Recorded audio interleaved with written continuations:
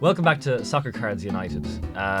Once in around every century, a podcast comes along that changes the game so much it's hard to imagine a time before it was there. I have the honour of being joined by two such individuals from Soccer Cards United, Jason and Enzo. Guys, it's an honour to be joined with you today. Hi, Ross. Hey, Ross. Thank you. So, you guys have been in this game for a long time. You could say that, yeah. Yeah, I mean, everyone's a big fan of the show. I mean, you've really kind of gone to the stratosphere lately. Yeah, look, the show is successful, and we're very happy and we're very grateful. There's not a lot of competition at the moment. A few people popped up and they're not here anymore. What does that mean? No, we didn't do anything. We just did the podcast every week. Right. Okay. It's kind of like we're running. It's like we're doing a 400-meter sprint. There's no one in the rear view. At the start, people occasionally come out from the crowd, sprint 100 meters with us, and then collapse in a heap. Is that a thing? Is that a thing they do in 400-meter sprints? I don't know. Right, we're not athletes. No. I don't even know if you sprint 400. I think you just run it. Right. It's too far to sprint.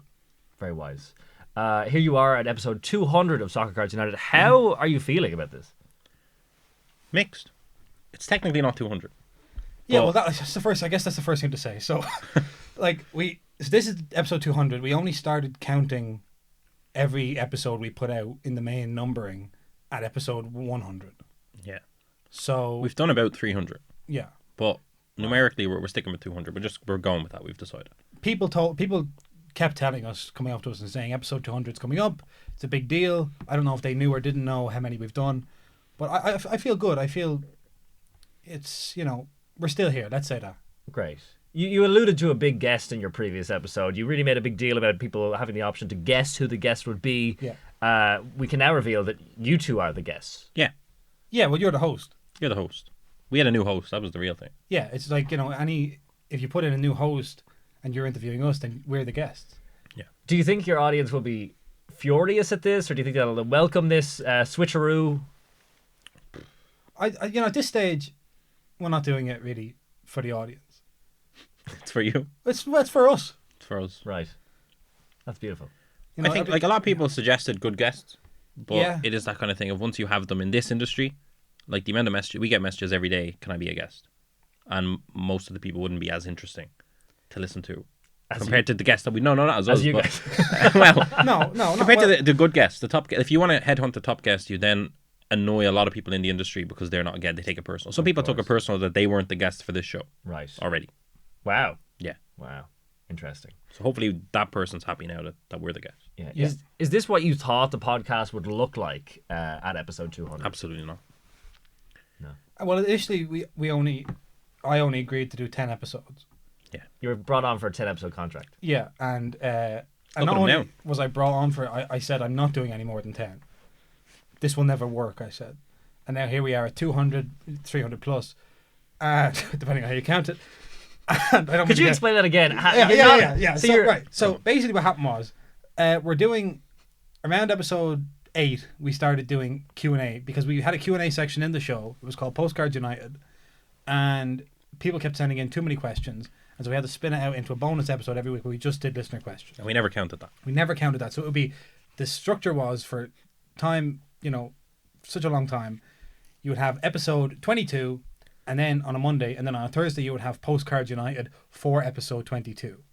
So it was really like just an appendage. And then, I said if I'm doing 2 shows a week, I'm getting my numbers up. Yeah. Right. And you were very concerned that people would not respect us if they didn't think we had high numbers. Not that. It's more so if you're doing it 3 years and then someone can do 2 a week and catch up to you in half the time, you look less. If someone's just coming in, they see episode 200, that's like, these guys it must be decent if they've done it this long. Now, that's not necessarily true, but that's the belief. This podcast has been etched in stone. Yeah. I suppose it's to create the illusion of an institution. So it's all about tricking. It's a But scheme. it's not, we are doing Well, I mean, we are doing it. episodes. So, Yeah. but the question is, are we doing Should we be doing it? Just because you are doing it doesn't mean you don't make it look like you're also, That's very wise, actually. Yeah. We're wise. So the history of the podcast has been marked by many big decisions you guys have made. Have you how you number the show? Your move to video. Can you explain that one more time? Yeah, but actually, I'm pretty confused about the whole All right. number. No, thing. leave it. We're not. No. So this is episode Don't worry 200. about that. Yeah. Great. For all intents and purposes. Yeah, it's. How do you arrive at these kind of decisions as a duo, and how do you feel about them looking back now on these decisions? Which decision?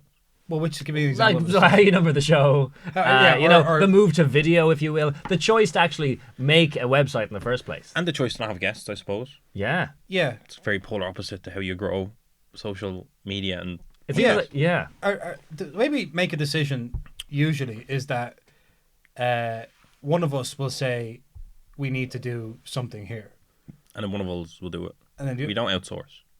I built a website back before I should have even built a website. But in hindsight, building that website resulted in spun out into a lot of stuff. Could we just stop for a second? I'm not getting anything in my headphones. We basically just complain to each other. We talk to each other. We've been kind of in a bunker pretty much for the last 3 years, and it would be, what should we do next? Should we do this, and once we both kind of agree, we just do it. There's that's the magic. That's the magic. I would say that Enzo is the more proactive one. I would happily never do anything. Yeah, that's tough. But I imagine that is tough. That's tough. It's tough. Yeah, I'm the go-getter for sure. I don't mind the late nights, the weekends. I get stuff done. And I just don't think that anything improves much. You've got a chill attitude to. I guess I can tell from the sunglasses. I suppose it's kind of like, what's the point is almost the attitude to most of it, but then when you add it all together, there is a point. Yeah, but individually they're all. That's how you build proper infrastructure. Yeah. Right. At the start, it's block by block basically, and Jason's going, I want the full thing. Can we pay someone to make the full thing? I'm kind of like a pessimist, I suppose. I think this won't make any difference, and then inevitably it does make a difference, and people tell me, "Oh, that's really good that you did that," and I go, "Well, that's good." So you don't learn. You don't think maybe you could change your. Well, mentality? I do learn. I don't resist as much. I've become kind of a passive resistance. I think part of the reason we've managed to kind of grow as much as we've grown is that because there's only two of us, and Jason's more so maybe agreeable.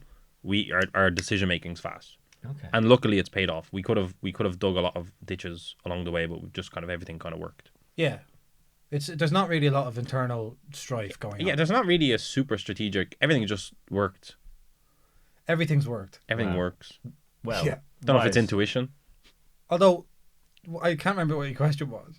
It was how do you come to decisions? Oh, so I suppose an example would be like you've just witnessed it. Yeah. We just saw a decision. Yeah, we just decided how to answer that question, and we Wow. just about got there. It's an honor to watch you guys work. Speaking of decisions, you mentioned how, like, after some early experimentation, you decided to have a no guests policy. Could you speak on that? Maybe elaborate on how that kind of came about. Yeah, so at the start we thought, well, one of the things we can do is have guests on who are from around the industry, people of interest, and we tried that with a few people, and it became very clear that a few things were going to happen. If we were going to have guests consistently, we were going to have to book those guests, and because we're in Ireland and we're not in like a hobby kind of stronghold, you know, if we were in London or we were in New York or we were in LA, maybe we could more easily book people, arrange to meet them. You know, we'll come to you, we'll set up our gear, and we'll interview you. But because we're going to have to do everything remotely, there's time zones going on. Booking and organising the guests was going to be a serious logistical challenge. There was only two of us at that stage, and it just didn't seem like the time investment was going to pay off. Yeah, and I feel like in the industry at the moment, like I feel like there's a lot, not across the board, but a lot of it, maybe 70%. There's like you could pick someone to interview, and there's two different interviews you could do, and one of them's off the table. Do you know? Like I do feel like everyone almost has a hat on sometimes. There's a lot of stuff they don't want to talk about necessarily. Yeah. If you interviewed a breaker, for example, you're not going to get the nitty gritty of what are they doing, how many cases can they go, like kind of personal, because it's all still a business. It's personal. Like there's information people don't want to expose. And that almost made like kind of an inauthentic kind of idea of booking certain people. Yeah. There's the questions that you want to ask, and then there's questions people are going to answer. And we thought, well, if we want to, we can book people. They can come on and they can be filtered. They can tell us their kind of like media training version of events. But like, what's the point in that? Just go and read their Twitter bio. Interesting, very interesting. I suppose you have an interesting rapport with your listeners. What kind of relationship do you see with your listeners? Generally positive. Yeah, 100%. Majority positive. Yeah. I think we've given ourselves a lot to a lot of them. In terms of like, I think maybe 1%, 2% of people have met us and it's not lived up to what they wanted it to be. Like you're laughing, but do you know what I mean? Like when I say that, I mean like we've gone to the States. I've been in like cars with people that are listeners, that are Twitter people on Twitter and stuff like that. I think most people that we meet in person, we've had drinks in Dublin with them. We've had drinks in Chicago. dinners. We've had drinks almost everywhere. Which is that very Irish. But like I do feel in that it's not very much just you listen. You eventually, if you go to card shows, you get to spend time with us as well. Yeah, which I think it's different to most podcasts. It is different because it's like we had a thing recently where we were in London the other week for a card show, and we went to the trade night on the Saturday night, and 2 different people said to me, apropos of nothing, just by looking at me, they hadn't said hello yet. They said, "Geez, you look terrible." I think one person said, "You look exhausted." Another person said, "You look near dead." And like, if I didn't host a podcast, that would be completely unacceptable to say to me. And just because I do host a podcast, it's not particularly acceptable either. But yo, calm down. If you're no. But if you're in if you're doing a podcast all the time and you are kind of have the relationship that we have with our listeners, which is one that we're very grateful for, sometimes I think people know you better than you know them. And so you're just like, why is this man saying this to me? I don't, because someone who didn't listen to my podcast, who I knew the same amount, would never dream of saying that to me. Yeah. Okay. The gap is not there. There's like you're kind of the parasocial relationship. People feel comfortable to say you look near dead. 100%. It's such a niche. It's such a niche though. It is such a niche that it's like your reputation's so important that like if someone listens to a sports card podcast, they're definitely the same type of people that'll go to a sports card show, and the community is so small. It's impossible not to bump into everyone. Yeah. And chat to everyone. And so like I actually don't mind someone saying I look near dead. Like in the specific case of the people who said it, I actually know them, and it's fine and it's good, and I don't want them to think I was offended in any way. But it's just that dealing with that, and because it's such a small, if somebody says something to us and we know they're listening to the podcast, because it's a niche podcast, because it's a niche industry, and we have a certain standing in that community, we can't turn around and go, "Listen, don't talk to me like that." Because then you get a reputation as being difficult. The reputation part is huge. So I'd say, like, in terms of our, like, we love that most of them are great crack. Yep. We do have good fun with everyone that we meet. We've made some friends as well that are not just listeners now. We interact with them a lot, and especially in America, anytime we go over there, in London, Germany as well. But it is that kind of thing of, it's a fine line because the industry is so small. You could get a bad reputation fast if you wanted to. In some cases, if you wanted to just have a moment to yourself and be at a card. Like, we went to the trade night with no cards, no money, no physical cash. Just because we wanted to kind of just go there and kind of chill. Yeah. It was more so kind of be there, chat to people versus actually engaging, because we had been working all day at the show, engaging. But then, you go for dinner with people as well. You might get drinks, and it's just like it becomes an entire... I don't know, it's full on. I think I would say the relationship with the listeners, because of card shows specifically, is very personable. Yeah, it's completely different than when we started, and it was kind of COVID times. Yeah. And you just kind of knew people from, they write into the show, or they're in the Instagram DMs, or whatever it might be. Now, like, putting so many faces to names is super gratifying, because I think there's people who do podcasts and stuff who never get that. At the same time, it's like, it's a strange feeling. Like, say if we're at the London Card Show, or at the National in the States or whatever, and we're walking around and people are like, oh, and then meanwhile you're at like dinner with your friends at home, and they're like, so explain to me what you do, and it's like, I'm actually very well known. I'm a big deal. I'm a big deal to like 700 people. I think the only negative drawback is, like, we go to the States. It's very hard for us to just hang out together and just do something, because people are always trying to book us in. It's like our time gets filled up because people want to meet us as well, which is like great. That's the thing. It's great, but it is that kind of... You don't want to come across as ungrateful. No. That's the last thing you want.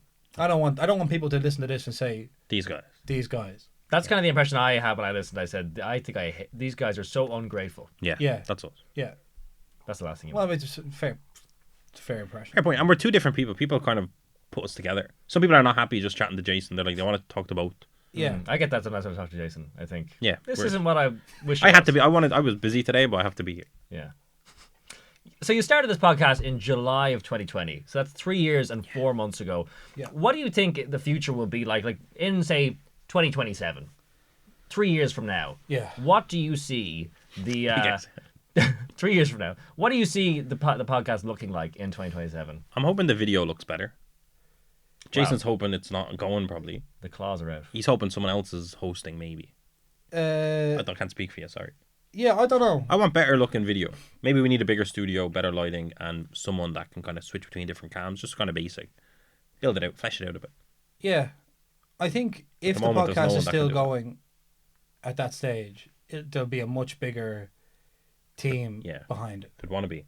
To be honest, 2027, it's hard to think about that Yeah. in 23, 24. I think if it's still going at that stage, the phrase kind of wheeled out will be used a lot. Like we'll kind of, I think we'll have to kind of build scaffolding around us, so that we kind of come in are propped up on a chair, and people kind of marionette us through the podcast. So you expect that by 2027 you will be husks of your current selves being wheeled out, Being produced. Yeah. I don't think Like we puppets. can. I don't think we can survive unproduced much longer. Wow. There's a headline for you. Yeah. So you've been developing the business side of the brand as well as it goes. So the podcast is happening and the business side is evolving. How is soccercardsunited.com these days, and what are you excited about or frustrated with when it comes to the business side of things? It's been really good. It's been way better than I think we ever thought it would be, for sure. I think the quality of the production of the podcast versus where the business is complete parallel universes. Yeah. Our focus is on the business, and it's hard to be focused on both kind of Yeah. a thing. Some days we're flat out with the business, and then we have to do the podcast. We don't have the kind of luxury of the time. But it's been amazing. The thing we're frustrated with, I suppose, is probably like opportunity, the lack of opportunity because of like live selling apps like Whatnot, eBay Live, Fanatics Live, VOT, TikTok Shop are not in Ireland. Ireland's very much like we've kind of grown to be one of the kind of figureheads in Europe, UK, but no one like Germany and the UK have such better facilities plugged into them. Yeah. And more like, of course, if a big company's coming, they're going to look at the UK market. The German market is huge compared to Ireland, so we're kind of out on the side, growing ourselves kind of independently without much support, I suppose. Mm-hmm. That's the kind of frustrating thing. Sometimes we wish we could just pack up, move to Germany or UK, and then just do the business there. It'd be easier, Yeah. we think. Yeah, it's like the business has been really more successful and in more different ways than we thought it would be, and it's really great. Sometimes it feels like, again, because we're in Ireland, so we're kind of cut off from the main like card collecting centers of the world, and also going back to that thing of like it not being necessarily a recognizable business. We are kind of one of the first in Europe to have the kind of business that we have, and so that's interesting as well. Like it's like, what do you tell people? I work in e-commerce, I say sometimes. Import, export. You sound like the shadiest guy ever. Yeah. I was going to bring up the fact that you're wearing sunglasses throughout this whole interview. Yeah. Is this like, who you feel like on the inside? No, it's just like, obviously I'm not wearing sunglasses on the main podcast, and I suppose I feel a bit vulnerable here under the grill. I can take them off if you want. No. If it's a big deal for you. No, I'm fine. Oh, well, please. All right. Bit of tension in the room right now. I suppose one thing, speaking of being under the grill, in 2022, you guys had a big run of media attention. You were on, national radio. You were on morning TV. Do you yearn for more media attention? How was that being in the spotlight? It was a bit mad. I think Jason thrived in it. I felt kind of like the best part of it was kind of the exposure, because that's needed in Ireland. We had a flurry of Irish people kind of enter the hobby at that point because they had just heard about it, discovered it, ordered some boxes off us, got a feel of it. So that I kind of love. I'd say I'm more of kind of a private person. So I had like a lot of family members messaging me going, "You're on TV, what's going on here?" Da, da, da. Whereas I wouldn't have told them. You had the general public knew about your business before your family did. Yeah. But like Jason, I think he liked being on TV, I think. I did feel a little bit like what you kind of the story of the week, or like the kind of getting caught in the news cycle. There wasn't a news, but like it's kind of like someone from the radio sees you in the paper and they go, "That's interesting, they have you on the radio," and then someone from the TV sees you and hears you on the radio and says, "Let's have them on TV," and then it's like forgotten about after it's that. kind of like what I did think it's like what's the point, but you had a "was that it" moment. Was that it? Like, yeah, It was weirdly short-lived. for whose benefit was that? Right. And you kind of start to feel like it was for their benefit. They have word counts to hit, minutes to fill, segments to air. You sound very You're unappreciative. just kind of meeting the grinder. Wow. Yeah, I suppose you see how like the media industry is so like just needs content of the week, and whatever's popping off, it'll hop on that bandwagon. Yeah. Wow. In that one, we kind of just got caught in with the World Cup interest. That's how that happened. Wow. Yeah. And a different event that we had nothing to do with organising, that we just got referred, so. Wow. Interesting. You're famous for travelling to card shows all over the world: England, Scotland, Germany, France, Denmark, the USA. Mm-hmm. Heard of it? Mm-hmm. What's that like? Like, how has all the time on the road together changed your friendship, I don't know, really. It's like, what would you say? We've normalised it. It's kind of weird. We going to the airport, it's just kind of I don't know, it's kind of clocking in, clocking out, just doing it. In terms of the travel, not the actual shows. It's like, did you ever see that George Clooney movie, Up in the Air? No. Haven't seen it now. Well, I recommend it to you both, but it's kind of like that. It's like, it's just kind of become very mechanized. And I think also people think, I don't know if you agree with this, Enzo, but people think it's a lot more intense than it is in terms of like what we're actually doing when we're out there. Like, it's not. It's kind of intense. No, but what I mean is, like, it's not kind of. It's intense for some of us. Maybe intense is the wrong word, but like profound. Yeah, ultimately it is fun. It's tiring because it's always kind of whistle stop tours. You're kind of in a few days out. Yeah. And it's also just tiring not having your weekend at all, especially when there's so much going on. Sometimes I'd catch up on the weekend or unwind on the weekend. That's, you're kind of switched on. And that is that kind of thing of like, because it's such a niche, I don't think just we get it. I think anyone that's kind of noticeable in it, if you're a vendor or whatever at shows, you can't really go there for like 10 hours in that day. You're switched on 24/7. Like, you can't kind of be quiet for an hour and not talk to someone, because like everyone, it's a communal thing. Everyone wants to chat and da. So if you're kind of looking forward to the weekend to either get on top of something, or you've messages coming in, flying in, you're kind of trying to switch off a little bit, you can't. And that's probably, it almost tires you out that way more than actually the physical travel. Yeah, and like we used to, when we started traveling, like schedule in more time to like, oh, we're going to Copenhagen, let's like take a day and we'll use that as an opportunity to see Copenhagen. But then after a while, it's like, I'd rather see my couch. Like, let's just get in and out. But it is also something we have to travel because Ireland's not a hub of the hobby. Yeah. So we, I think if we were based in Germany, we'd probably travel less. Yeah. You wouldn't have to. Interesting. So does travel become part of like kind of it's just part of the job? Like, it's not, when you travel on holidays, do you appreciate it as much as it kind of lost its magic, I suppose, when you're doing it so much for work? I think we're both better at like the airport and airplanes. Yeah. And like for me, I always pack the suitcases with boxes. So when I'm going on like a holiday, not having to do that is amazing. Right. Makes it, that's almost part of the trip. Just putting clothes in a bag, Yeah. Clothes in a bag and nothing else. Yeah. I tell you, pretty fast through the security line. Yeah. We just upgraded to fast track recently because nice. We've traveled so much. We hit our credits. So that was a big moment. Yeah. Wow. Do you guys go in the lounge? We have access now to the lounge. Oh, nice. What's it like? It's nice. It's nice. Free bits. It's very rare to actually have the time to be in the lounge because the airports are crazy. We kind of know you can get there an hour before and just get through it. Yeah, it's like, would you rather, like, you're not going to get up an hour earlier to go to the airport to spend an hour in the lounge. You'd rather just... The lounge is not that good. It's not better than your home? No. Okay. But also, like, I don't know, it's like, you tell people, you can see that I'm kind of plagued by what I'm telling people all the time. You're disturbed? I'm just, like, people that aren't in it, I'm always trying to explain it to them, and like, you can say, what have you done this week? And it's like, oh, I've been to Edinburgh. And they go, oh, that's nice. And it's like, again, not to seem ungrateful, but it is what it is. I'm just at work. Yeah, right. In most cases, we literally land in an airport, get in a taxi, go to our hotel, go to bed, eat dinner, go to bed, wake up, go to a sports centre, sports hall, do a show, pack it up, go to the airport, go home. I didn't see Edinburgh, Wow. People think you do. Yeah, which is reasonable, and like we do have a good we do enjoy seeing the people we're there, but it's just like I didn't think that I would ever kind of be this desensitized. It's rock and roll at the end of the day. It's a rock and roll lifestyle. Absolutely. Yeah. God, I admire the you're doing it. You're really doing it. That's probably the best way to describe it. Yeah. We're really doing it. We're doing it. Yeah. We're away again this weekend. That'll be your autobiography. Are you? No, Jason, you can't smoke in here. It's okay if I smoke in here? No, it's not okay. Jason, you got to put a cigarette. You can't. You can't. No. You think you can smoke in here? Jason. Just asking if we could smoke. No, you can't. Look, I think it's safe safe to to say. that answer. It's okay if I hold a cigarette? I mean, you can hold it, but you can't. All right.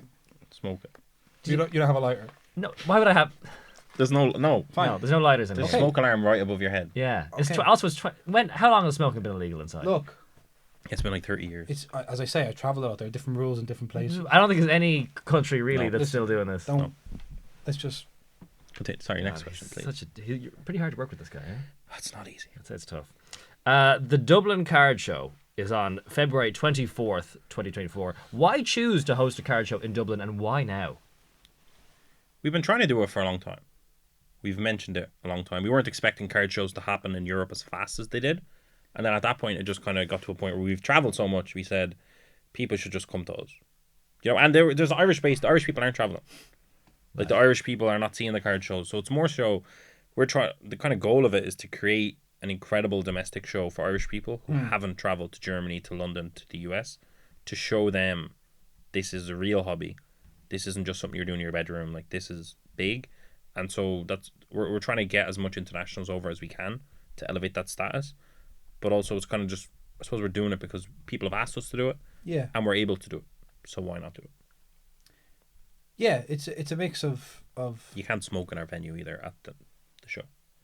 Smoke outside. But I guess there's a shed or shelter or something. There probably will be a shelter outside the... Yeah. Just for you. Or if You're you like want to go Maurizio Sarri. out front or whatever you want to do. You can probably smoke outside the place. I really did not mean to start a whole. Sorry. It's just, you know. It just seems like a weird thing to not even know that you couldn't do. Well, I'm just nervous. I'm not used to being under the lights like this, you know. Right. I mean, hey, it seems like you guys are always kind of pushing the envelope with this kind of stuff. Like, I mean, use your transition from the podcast to the business. Like, you're kind of breaking the ice in a sense in, soccer cards in Ireland, and this is a new frontier, I suppose. That's a good way to describe it. We've always jumped early. Like, we did the podcast before there was kind of anyone else doing a soccer card podcast. Yeah. Built our website before anyone in Ireland had a website. Most of Europe didn't have a website. I would say the card show is the thing that we've been talking about the longest. But it's more card shows have happened than any other thing. Like, we're coming to that the latest. Yeah. You know, we've been attending them the whole time, but it's like. But in Ireland. Well, in Ireland, this is ripe. This is fertile ground. Yeah. It's kind of that thing of like you do it. Like we've been doing trade nights for a while, which kind of led into this. So we knew we had to start small with Ireland, but it's kind of that thing of like pull the bandage off, do a big one. And we're very, like, we need to pull that off as good as we can. But I think the second one, which will probably be a year later, by then, I think so much Irish kind of interest is going to exist. So it's like, it's almost a little early, but that's kind of when you're supposed to do it. Yeah. When it's early. And I think it's like the podcast we started, and because it was kind of an open field, we started small and kind of found our feet while we did it. The website started small, found our feet while we did it. The card show, I would say, is our most public big swing yet. Wow. It's all on the line. Wow. You could lose it all. Or I don't gain think it we all. can lose it all. Well, no, I'm pretty all. sure if it doesn't go well, you lose the business, right? Yeah, Isn't I it? think it's like it It gets confiscated. Yeah. I think it's right in saying it's kind of the first thing where it's like, I wouldn't say we're behind because we're definitely not, but it feels that way almost. We're on the back foot. Yeah. Right. Wow. But that's why we went big. Yeah. Convention centre, premium venue. There's not many. I don't think I've been to a card show in a better venue apart from in the States. I don't think. No. So Wow. It's incredible. Going big. Considering Comic-Con is on that same venue, and that's a Yeah. huge deal. That's a huge event. Yeah. Yeah. Wow. huge. Incredible. We've been to that. We went to that. We set up. And we thought, yeah, we can do this. You looked around and said, too small. Yeah. This is too small for us. We'll do what we can, basically. Yeah. Well, I look forward to seeing it happen, guys. To finally kind of finish off, to return to the podcast, I suppose, when Soccer Cards United started, the world was still in a COVID, hibernation. Things were very quiet. Yeah. Since then, you've only gotten busier and busier. How does being busy change your relationship to the podcast? And why did you feel like now was the right time to sit down for this specific interview? I think, yeah, at the start, COVID, obviously, we didn't have a lot going on, not too much happening, and the business was at its smallest point in that point. So we had a lot more time to kind of refine and kind of work on the podcast. And by traveling around a lot, like even some of the stuff we say on the podcast, I wouldn't say it's filtered, but sometimes we ignore certain things because it's like, I actually know that person. I've talked to that person. I'm going to see that person 3 times this year. At the start, we were a bit mad. Like if we did, it's a PC gone mad. If we did what we did at the start of the podcast, Postcards gone mad. it would be tough to go to the shows and have dinner with people or chat to people at tables and stuff like that, because we really kind of went guns hose at the start with just our opinion. But it was that thing, Jason, sorry to cut you off. But it's like, as we grew bigger, it almost became more so bullying. Like the things that we used to do when we were small, it's like 100 people are listening, it's a bit of crack, it's like, you know, chatting with your mates. As we kind of grew bigger, if we said something, people would kind of adopt that opinion. So it was almost like we had to filter ourselves just to not be like if Taylor Swift said Soccer United is terrible, we'd have the Swifties come at us. We're not that big, of course, but if we kind of shit on someone, it's actually more of an attack, maybe. You have a responsibility now to... Yeah. We have a reputation and a responsibility not to kind of say certain things. Yeah, like you end up realizing how the kind of things you resented when you started were the way they were in the first place. Do you know what I mean? It's like you kind of think, well, this is grand. I mean, it's not that hard. If you see something, say something. Yeah. But then when you know the person and you're like, actually, I happen to know that they were doing X, Y, Z at the time, and this was all, you know, it's hard. I think like grading companies is a good example. There was one that used to use this kind of AI grading, whatever. I won't name names, but used to just mention it and say, this is awful, this is this is terrible. This person, if this person has the technology they're claiming they have, all of these $1 million grading companies would buy that technology. This is some fella in his house being a chancer. But it's like, even now, and we said that, and we were at a show, and that same fella came up to us, shook our hand, told us who he was, and we were just like, we don't care. But it's like, it's not even worth our time now. There's a lot of similar things popping up. It's not worth our time to drill that or talk about it, because it's like you're giving it attention as well. Yeah. And it's just like, it's not worth our time to, you know, it's like, we're busy. We don't need to. And I think that going from like being like an online, you kind of see how like online culture is as toxic as it is, because nobody meets each other. Like as soon as you've like sat for drinks or dinner, or even if you just had a 5-minute chat with someone on an afternoon. In some cases, they're just grinding away trying to do it. Yeah, most people are just. Which is, what's wrong with that? Are just trying to do something the same way we're trying to do it, and it's not fair to just kind of. Like, it's fair to go in heavy on them, but if you can build yourself up without doing that, then you should do that. You shouldn't step over people if at all possible. Yeah, so we've basically kind of matured a bit and been forced to, because we're in the industry now. I think when we started the podcast, we were more just observers of the industry, and now we're like in it. We're chatting to people, we're interacting with people that you previously would talk about. Like, even if there's like a disgruntled customer, it's like you don't want to go mad at them on the podcast, because you might see them at a show and they might be very disgruntled. That's so interesting. So you kind of see a more human element to it, I suppose, where like it's everyone's just people.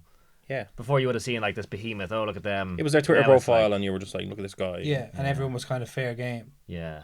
And now it's like you see these people as just people. Yeah, and it's just not worth it. It's kind of, you want peace, you want to just relax, you want to just have a bit of crack on the podcast, chat to people at shows, and just, why bring negativity into it, I suppose.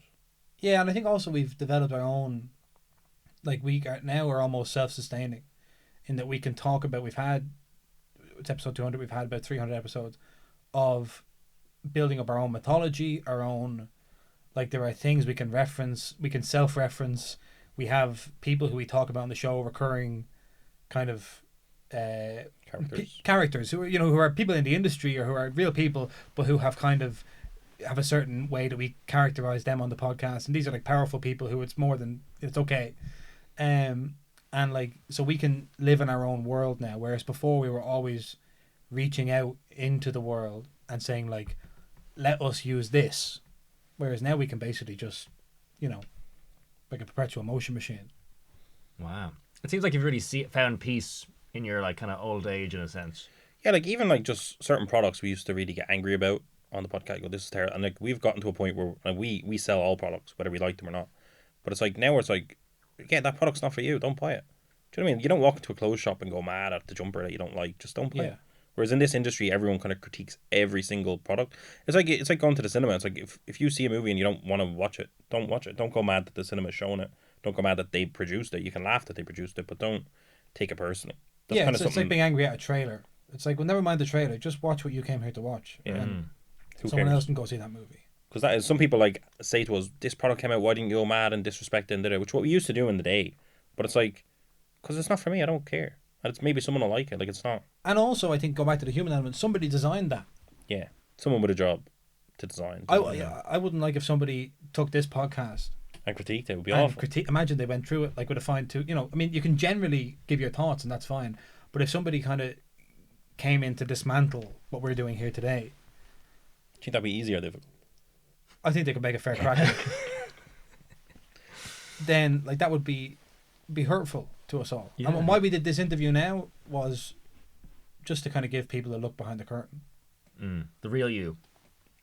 Something like that. Sunglasses, cigarette, everything. Yeah. I think it's just, people, maybe they know a version of us. And this is a different version of us today. Wow. A more authentic version, you think? I don't think there's any such thing. You don't want to speak to that? Right. Wow. Well, dare I say, it's been an absolute honour to speak to you guys. I'm so glad you decided to be my guest on your podcast. Thanks, Ross. Hey, guys. This has been Soccer Cards United. Episode 200. Kind of 300. Just on the numbering thing. So this is 200. Right, so episode 99.